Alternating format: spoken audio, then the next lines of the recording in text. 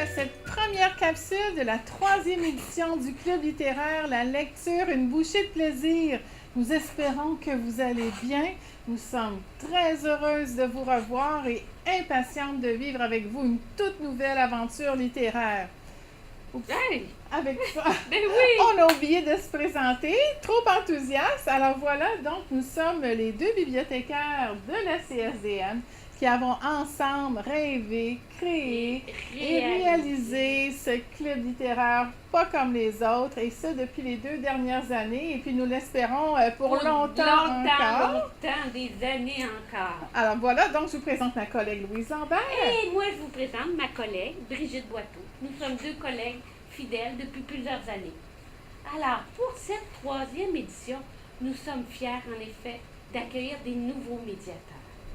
Mais pas un, pas 2, mais bien 10 médiateurs différents vont nous rendre visite avec toute leur passion de la littérature jeunesse. Et oui, ils viendront chaque mois de l'année dans votre classe partager un nouveau livre qui vous fera rire, j'espère, qui vous fera peut-être réfléchir, découvrir, explorer, et je pense, et plus encore. Allez, assez parlé.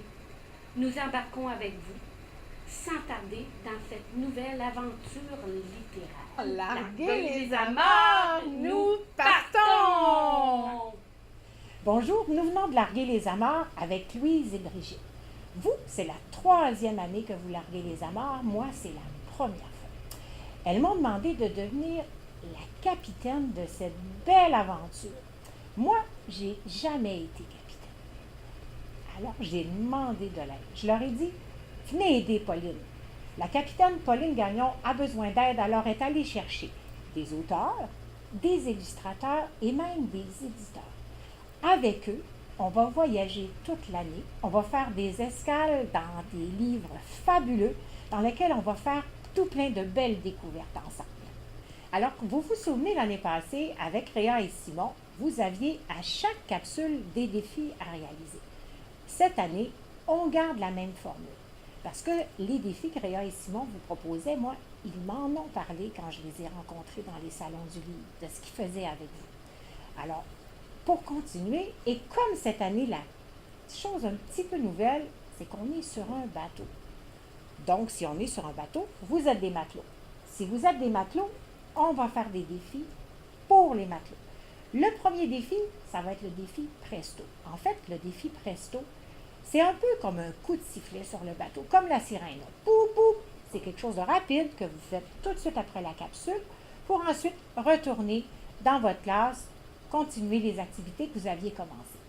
Le défi mollo, ça c'est comme entrer dans la bibliothèque du bateau pour découvrir ce qui se cache dedans, mais aussi découvrir c'est quoi un livre. Un livre, ça a plusieurs aspects, plusieurs facettes, et c'est ce qu'on va découvrir ensemble dans les défis mollo. Et le défi Mucho, ça c'est un défi de vrais explorateurs, de grands matelots, parce que vous allez monter sur les ponts supérieurs du bateau et là, vous allez faire une activité qui va prendre plus ou moins de temps selon ce que vous allez décider avec votre professeur ou les amis dans la classe avec vous. Ce sera à vous de décider. Mais les 3 défis restent là et ils seront tous liés au livre qu'on va découvrir ensemble.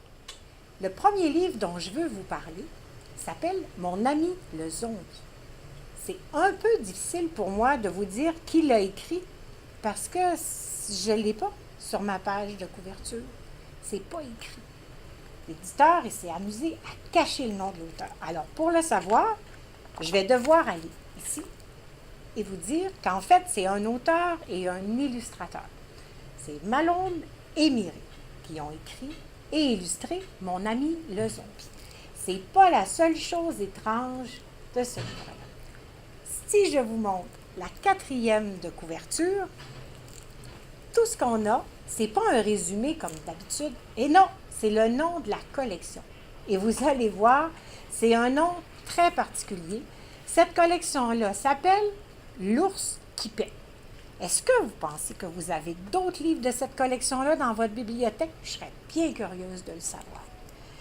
En fait, et là, je reviens à la page couverture pour vous parler un peu de ce livre-là. En fait, c'est l'histoire d'un garçon et je ne peux pas vous donner son nom parce qu'on ne le sait pas. C'est lui qui nous raconte l'histoire et il ne nous dit pas comment il s'appelle. Ce qu'il nous dit, par exemple, c'est que très, très souvent, il est triste. Il est triste et il s'ennuie. Vous allez le remarquer dans les illustrations d'ailleurs. Son visage est très, très triste.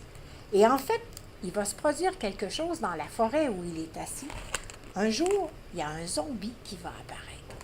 Et à partir de là, l'histoire commence. Mais je ne vous la raconterai pas, vous allez avoir la chance de la découvrir quand vous allez avoir le livre dans votre classe. Mais ce que je veux vous montrer, c'est quelque chose de très particulier. En fait, ça fait beaucoup de choses très particulières dont je vous parle pour ce livre-là. Pas de nom d'auteur, un nom de collection rigolo et quelque chose d'autre qu'on pourrait appeler une section documentaire. En fait, le garçon, il a observé les zombies et il va nous les décrire. Il va nous dire qu'est-ce qu'ils font et qu'est-ce qu'ils font pas. En fait, il nous apprend même qu'un zombie, quand ça se fait couper un bout de patte, c'est pas grave pour lui. La seule chose, c'est que ça marche moins bien. Mais sinon, pas de différence. On apprend tout plein de détails comme ça dans cette partie-là. En fait, vous prendrez le temps de bien observer. L'illustrateur, il s'est amusé. Il s'est amusé à dessiner un cahier de notes, parce que ce n'est pas un vrai cahier de notes. Vous allez voir, les lignes ne sont pas égales. C'est lui qui les a faites, les lignes. Puis vous allez voir pourquoi je vous dis qu'il s'est amusé. Sur la page de garde, il a dessiné toutes sortes d'objets qui ont toutes la même caractéristique. Vous prendrez le temps d'aller les observer pour voir. Alors, je reviens à ma section documentaire. Vous allez apprendre tout plein de choses sur les zombies. Et ce livre-là, il y a une fin très spéciale aussi. Je ne vous la dis pas, ce que je vous dis, c'est que vous allez être surpris parce que vous allez devoir imaginer pas mal de choses. Parce que l'auteur, il a joué aussi avec la fin de son histoire. Et puis voilà, maintenant je vous en ai dit assez, je crois, pour vous donner le goût de le lire et je l'envoie dans votre classe. Pour continuer l'aventure avec mon ami le zombie, je vous propose quelques activités. La première, ça va être le défi Presto. En fait, tout à l'heure, je vous ai dit que le personnage du livre, il était très triste. En fait, vous, quand vous êtes triste, qu'est-ce que vous faites? Est-ce que vous écoutez de la musique? Est-ce que vous lisez des livres? Est-ce que vous appelez des amis? Est-ce que vous sortez jouer dehors? Partagez avec les amis de votre classe qu'est-ce que vous faites, vous, pour être moins triste. Ensuite, dans le défi mollo, je reviens encore à quelque chose dont je vous ai parlé tantôt, c'est le nom de la collection, hein? L'ours qui pète. Je suis certaine que vous ne l'oublierez pas. Moi, ce que je vous propose, c'est d'inventer un nom de collection et de nous dire aussi quel livre vous publieriez dans cette collection-là. Quel genre de livre vous aimeriez mettre dans votre collection? Alors là, vous avez le choix des noms de collection, il y en a tout plein. Des aussi originales que l'ours qui pète, c'est vraiment un défi que je vous lance. Et ensuite, pour terminer avec le défi Mucho, en choisissant un des personnages associés à la fête de l'Halloween, vous pourriez faire un carnet comme l'illustrateur et nous donner les caractéristiques de ce personnage-là.